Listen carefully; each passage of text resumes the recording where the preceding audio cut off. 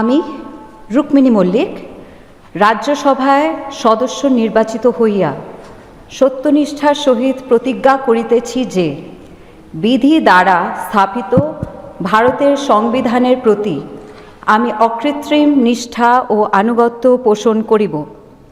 আমি ভারতের সার্বভৌমত্ব ও অখণ্ডতা রক্ষা করিব এবং যে কর্তব্য ভার আমি গ্রহণ করিতে উদ্যত হইয়াছি তাহা নিষ্ঠাপূর্বক নির্বাহ করিব।